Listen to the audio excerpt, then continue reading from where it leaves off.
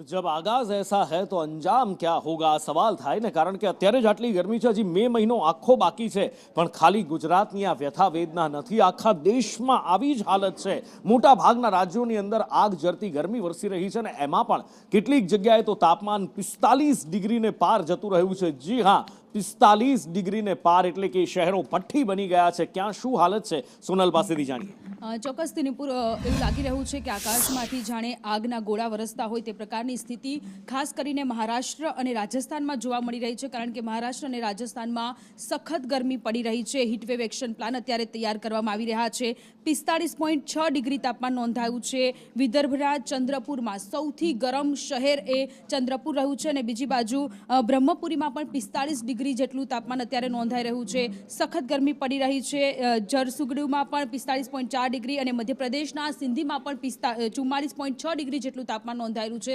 રાજસ્થાનમાં ઘણી બધી જગ્યાએ શાળાઓના સમયમાં પણ ફેરફાર કરવામાં આવ્યો છે અને હવામાન વિભાગ દ્વારા હજુ પણ આવી જ ગરમી પડશે મે મહિનામાં આ પ્રકારની ગરમીઓ પડશે તે પ્રકારની આગાહી કરવામાં આવી રહી છે મધ્યપ્રદેશમાં પણ હીટ એક્શન પ્લાન તૈયાર કરવામાં આવી રહ્યો છે અને ખાસ કરીને હવામાન વિભાગ દ્વારા કહેવામાં આવ્યું છે કે નાના બાળકો અને વૃદ્ધો કે જે લોકોને સૌથી વધુ ગરમીની અસર થતી હોય છે લોકોને બપોરના સમયે ઘરની બહાર ન નીકળવા દેવામાં આવે તે પ્રકારની અપીલ કરવામાં આવી રહી છે અને સૌથી વધારે પાણી પીવા માટેની પણ અપીલ